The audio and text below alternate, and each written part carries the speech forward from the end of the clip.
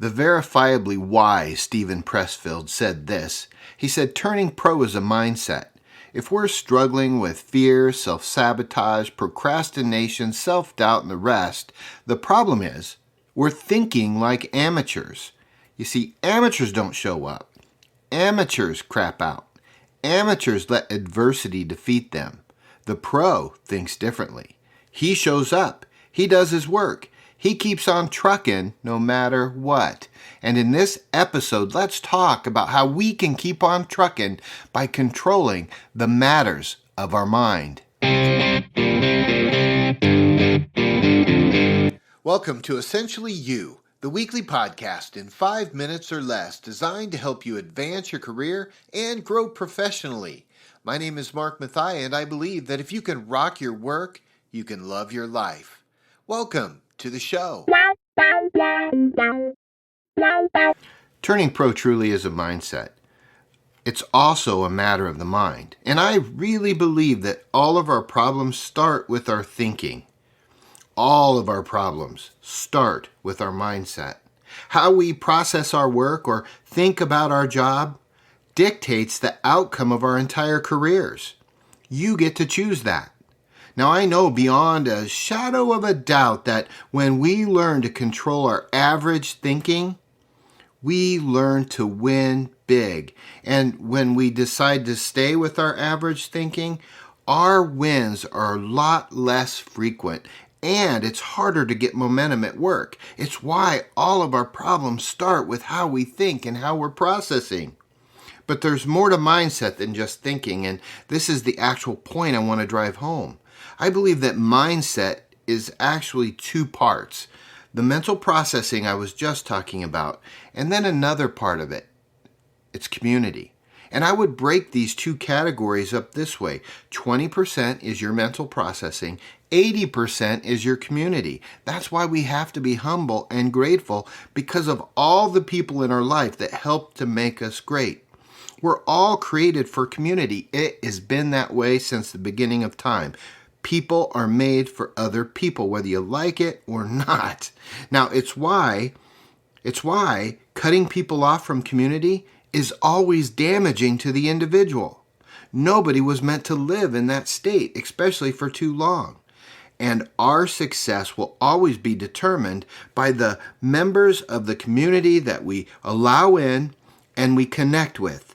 That will always determine the altitude of our career and what we're able to accomplish. But right now, let me give you a few ideas of how we can all ignite our community to help support our mindset so that each of us can win when it comes to the matters of the mind. Here are my 4 points. First, include. We have to be the kind of leader that reaches out, outstretches our arm, and pulls people into our sphere of influence. We have to be patient and have to be kind because winners pull people who are different than themselves. As a matter of fact, I would say this: inclusion is such a big part of great leadership that there is no leadership apart from inclusive leadership. None. Number 2, we have to learn to be good partners, which means we have to get past our own egos so that we can learn to serve others. We have to outstretch and pull people in and not get triggered by the idiosyncrasies that we might find. They may not work the same, think the same, act the same, do the same as we do. But we have to get beyond that so we can still help. That's what great partners do. And if you think about your favorite partnerships or the best partnerships or the most productive partnerships you have in your life, I guarantee you were able to get past some of the things they do that drive you crazy or drove you crazy.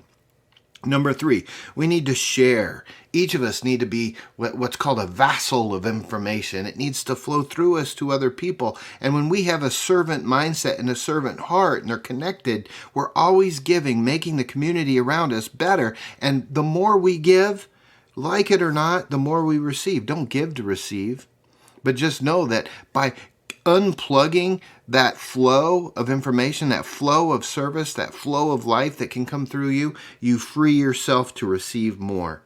And finally, it's energize. We can't let our egos get in the way of progress.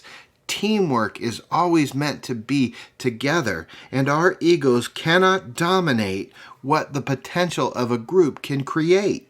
We need to energize people with a vision and then get out of their way so that they can bring that vision and their interpretation of the vision to life each and every time. Look, I really do believe that success at work is a matter of the mind. And if we learn to include, partner, teach, and energize our community, 80% of the work will be done in helping us not just be amateurs at work, but turning pro, both in business and life.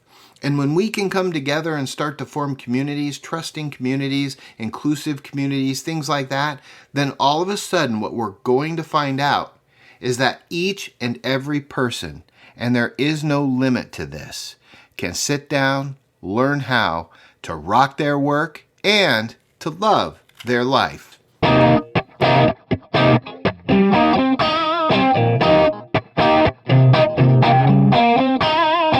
And now it's your turn to get out there and rock your work so that you can love your life. Not every job is going to be your dream job. I get that. However, if you can use your strengths every day and you know your stuff, the sky is the limit. If you've liked what you've learned, will you consider subscribing on iTunes and leaving a review? I'd sure appreciate it. Until next week, I'm cheering for you.